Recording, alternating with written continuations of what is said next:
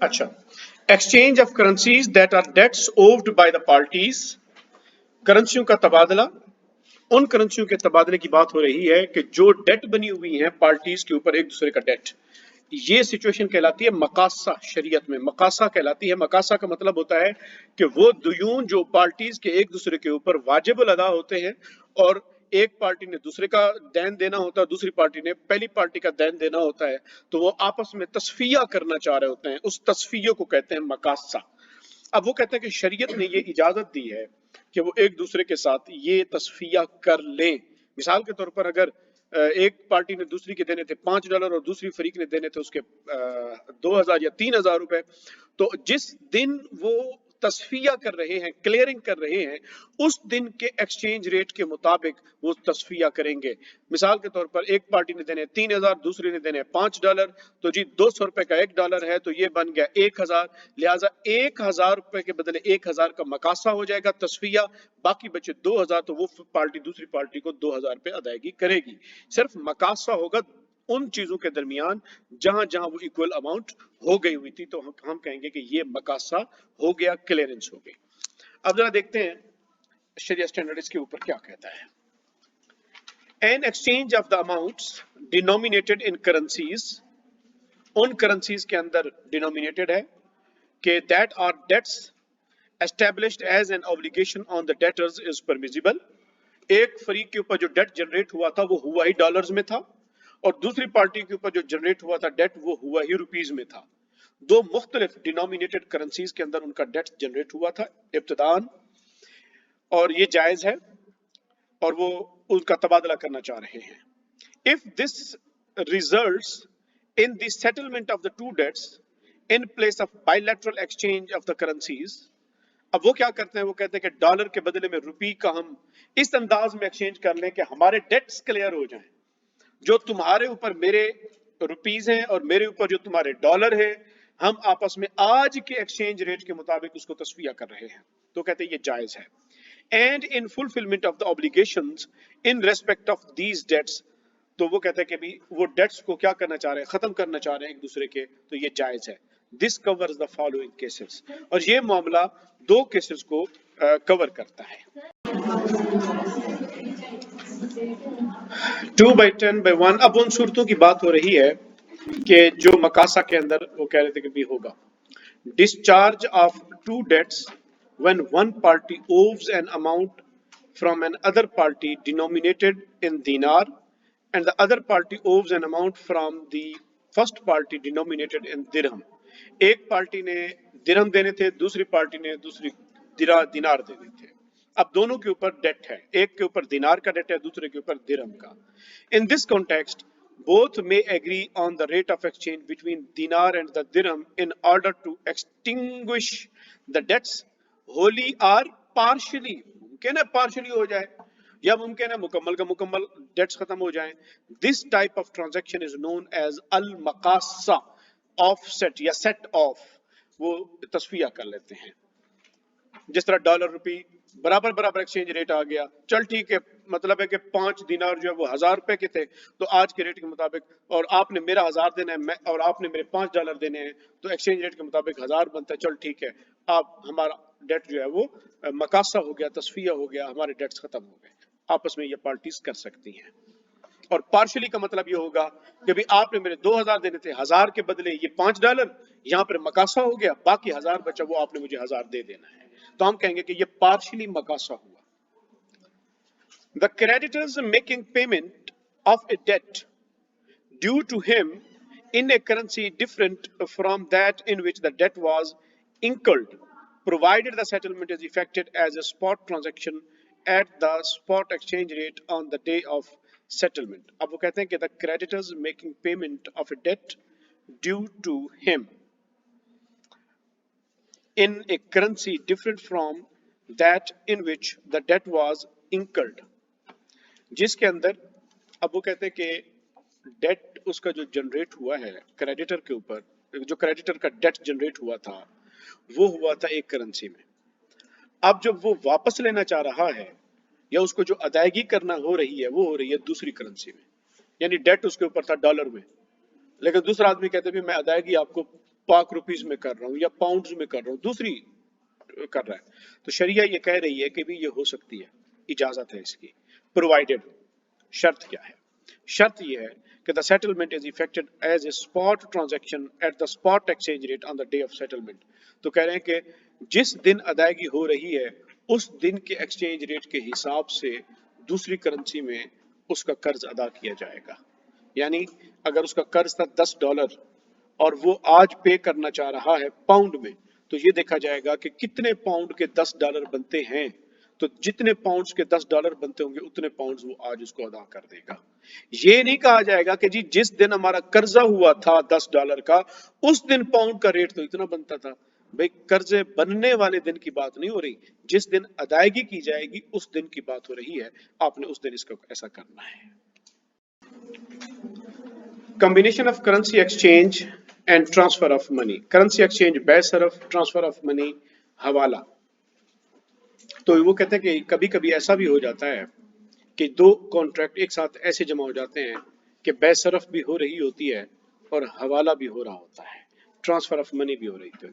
मिसाल के तौर पर वो कहते हैं कि भाई इदारे बैंक के पास कोई बंदा आता है और आकर कहता है कि जी ये डॉलर ले लें और इसके बदले में मेरी फलां जगह पर अकाउंट में या मेरे किसी दोस्त के अकाउंट में या मेरे घर वालों तक ये पाकिस्तान रुपी पहुंचा दें। अब वो कहते हैं यहाँ दो कॉन्ट्रैक्ट हैं, एक कॉन्ट्रैक्ट है कि वो डॉलर देकर रुपी लेना चाह रहा है और दूसरा वो ये कह रहा है कि जी मेरे ये पैसे मेरे घर भी पहुंचा दें। तो यहाँ दो कॉन्ट्रैक्ट हैं, एक है करेंसी एक्सचेंज का कॉन्ट्रैक्ट और एक है हवाला का कॉन्ट्रैक्ट। तो यहाँ दो कॉन्ट्रैक्ट आपस में जमा हो गए। हवाला के अंदर तीन पार्टीज होती हैं, एक ट्रांसफरर होता है, एक ट्रांसफरी होता है और एक पेयर होता है।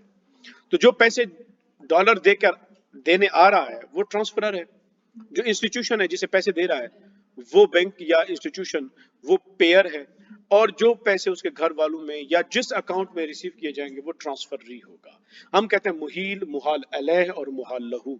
तो पैसा डॉलर देने वाला मुहील कहलाएगा, बैंक मुहाल अलैह कहलाएगा, और जो आदमी पैसे वसूल करेगा या जिस अकाउंट में जाएंगे वो मुहाल लहू कहलाएगा।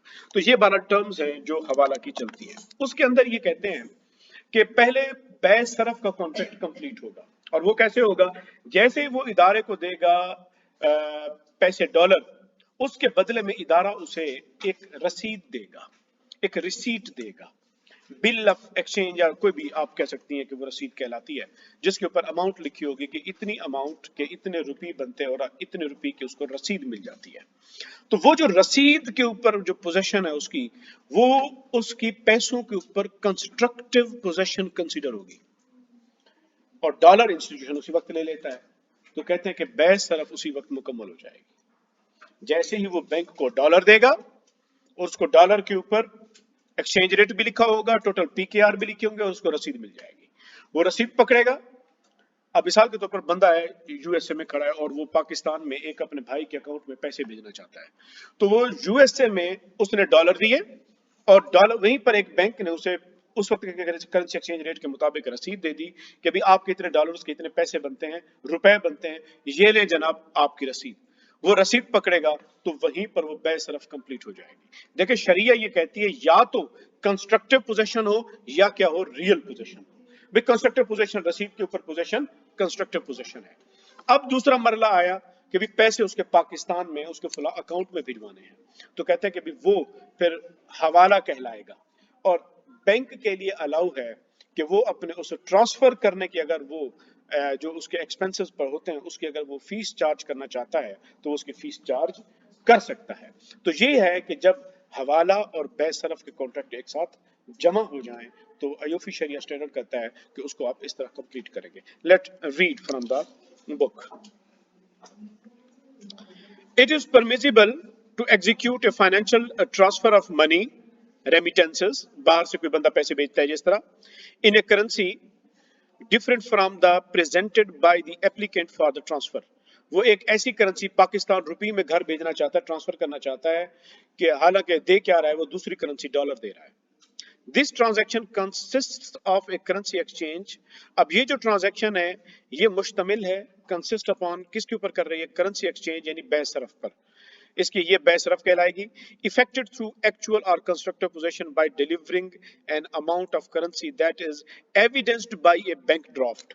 कि जो उसको बैंक ड्राफ्ट मिला है उसके ऊपर जो उसने पोजेशन ले ली, हम कहेंगे कि इसके ऊपर इसकी कंस्ट्रक्टिव पोजेशन हो गई.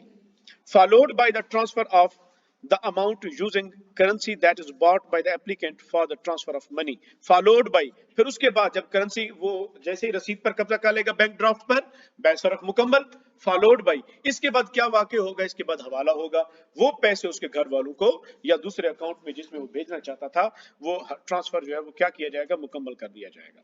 It is permissible for the institution to charge a fee for the transfer.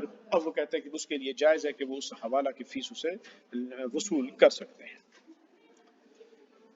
Forms of dealing in currencies via institutions. अब वो कहते हैं कि इंस्टीट्यूशन के जरिए करेंसीज की डीलिंग की सूरतें क्या हो सकती हैं.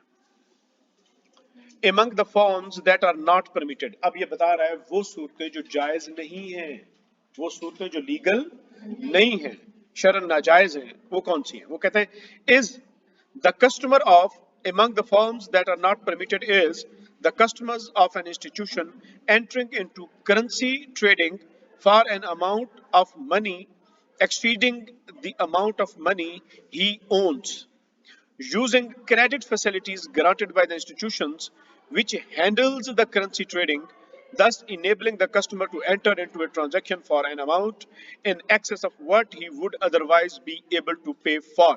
ये देखें ना, लॉ और क्लासेस ऐसी होनी चाहिए जो हराम है, जो आराम से किसी को समझ में आ सके. तो मैं आपको आसान अल्फाज में समझाता हूँ कि भाई ये कह क्या रहा है, फिर उसके बाद हम दोबारा इसको देखेंगे.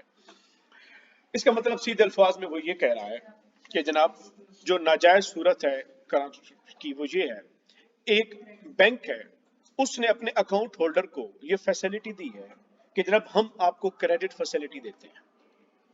अब क्रेडिट फैसिलिटी की मिसाल के तौर पर आपके अकाउंट में क्रेडिट फैसिलिटी क्या होती है, आपके अकाउंट में पैसे ना भी हों तो भी आप इतनी शॉपिंग कर सकते हैं, ये होती है क्रेडिट फैसिलिटी. अब बंदे ने भेजने थे घर पैसे, उसके अकाउंट में पड़े हुए मिसाल के तौर पर $500 और वो घर भिजवाना चाहता है $2000 और वो ये कहता है कि जनाब $500 मेरा, $1500 में क्रेडिट फैसिलिटी से उठाना चाहता हूं और आप मेरे घर एक्सचेंज रेट के मुताबिक $2000 के जो पाकिस्तानी रुपये बनते हैं वो भिजवा दें. शरिया स्टैंडर्ड कह रहा है कि ये नाजायज है. क्यों? इसलिए कि वो जिन नोटों को, जिन डॉलर्स को ओन करता है वो अमाउंट है $500 की. वो अमाउंट क्या है? $500 की अमाउंट है. और बाकी कितनी अमाउंट थी? $1500 की. वो कहां से उठा रहा है? क्रेडिट फैसिलिटी से. भाई क्रेडिट फैसिलिटी क्या है? वो तो है उधार. क्रेडिट फैसिलिटी क्या होती है? डेट होता है, उधार होता है, बोरोइंग होती है. भाई वो करेंसी एक्सचेंज, वो जो क्रेडिट फैसिलिटी है, इसका मतलब है वो क्रेडिट फैसिलिटी में $1500 उधार पे खरीद रहा है बैंक से. और आपको पता है करेंसी को उधार पे खरीदना नाजायज है. करेंसी को उधार पे खरीदना नाजायज है.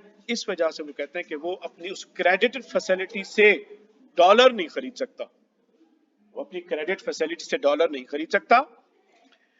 अगर ऐसा करेगा तो ये नाजायज हो जाएगा. अब दोबारा मैं इसी को क्लास को पढ़ता हूं, अब आपको समझ आएगी.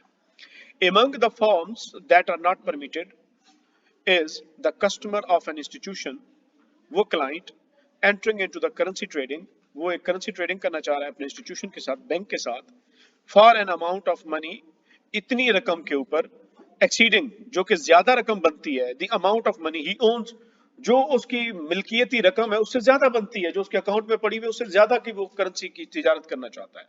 यूजिंग क्रेडिट फैसिलिटीज, उस क्रेडिट फैसिलिटीज को इस्तेमाल करते हुए, ग्रांटेड बाय द इंस्टीट्यूशन, जो कि उस बैंक ने उसको दे रखी है. वो कहता है मैं उस क्रेडिट फैसिलिटी को यूज करूं, which handles the currency trading, thus enabling the customer to enter into a transaction for an amount in excess of what he would otherwise be able to pay for it.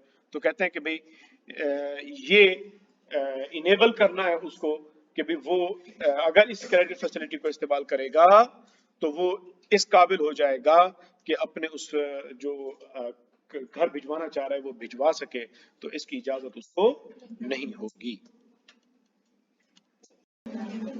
अच्छा जी, it is not permitted for the institution to lend the customer a sum of money on the condition that currency dealing must be effected with that institution and not with any other. If there is no such condition, then there is no Sharia prohibition of the problem. वो कह रहे हैं कि जनाब अगर कोई bank कर्ज हासना देने को तैयार भी हो, सूदी कर्जा नहीं, कर्जे हासना उसको देने के तैयार भी हो कि जनाब हम आपको डॉलर देते हैं, हम आपको रुपये देते हैं, लेकिन अगर शर्त ये रख दें, इस शर्त पर देंगे कि आप हमारे से ही करेंसी ट्रेडिंग खरीदेंगे, दूसरी करेंसी, तब हम आपको देते हैं, तो शरिया कहती है कि इसकी इजाजत नहीं होगी। इसकी वजह क्या है? एक तो ये वजह है कि दो कॉन्ट्रैक्ट एक दूसरे के साथ कंडीशन बन रहे हैं। पहला कि भी हम आपको लोन देते हैं, दूसरा आप हमसे करेंसी खरीदेंगे, बै सरफ करेंगे, तो ये दो कॉन्ट्रैक्ट जमा हो रहे हैं, सेल और लोन। और हुजूर सल्लल्लाहु अलैहि वसल्लम की वाज़ेह हदीस है जहां सल्लल्लाहु अलैहि वसल्लम ने इरशाद फरमाया कि सेल और लोन को इकट्ठा नहीं किया जा सकता, सेल और लोन को इकट्ठा नहीं किया जा सकता, ये सरकार ने मना फरमाया। अच्छा, फिर दूसरी वजह क्या हो सकती है? एक्सप्लॉयटेशन। बंदा मजबूर होगा, यार कर्जा मैं इसी से ले रहा हूं, चलो इसी से खरीद लूं, कर्जा तो दे देगी। अब बैंक यहाँ पर दो नंबरी क्या करेगी? सूद तो नहीं लेगी, लेकिन एक्सचेंज रेट हायर रख लेगी या एक्सचेंज रेट डिस्काउंट कर देगी ताकि मैं इससे बेनिफिट कमा लूं। इस तरह एक्सप्लॉयटेशन हो सकती है। तो इसी वजह से शरिया ने ये इजाजत नहीं दी। हाँ, अगर वो ये शर्त न रखे कि जनाब हम आपको करेंसी दे देते हैं, कर्ज हासना, आपकी मर्जी, जहां से जाकर आप खरीद लें दूसरी करेंसी, और ये कंडीशन भी नहीं रखते, तो फिर उसकी मर्जी, भले उसी बैंक से करेंसी खरीदे या किसी और से खरीदे, इसमें शरिया को कोई प्रॉब्लम नहीं होगी। तो आज ये आपका पहला शरिया स्टैंडर्ड कंप्लीट हुआ, और ये आप देख लें कि date of issuance of the standard, ये जो उलमा बैठे, सर जोड़ के बैठे यूफी शरिया स्टैंडर्ड के, ये 2031 में 2000 को उन्होंने ये स्टैंडर्ड डेवलप किया था। अच्छा, इसके अंदर मजेदार बात ये है कि आप आगे देखें, इसके अपेंडिक्स हैं। अपेंडिक्स में ये साथ में ब्रीफ हिस्ट्री है कि ये स्टैंडर्ड किस तरह डेवलप किया गया, इसके बारे में बताया गया। अच्छा, अपेंडिक्स, हर शरिया स्टैंडर्ड का अपेंडिक्स ए होगा, बी होगा।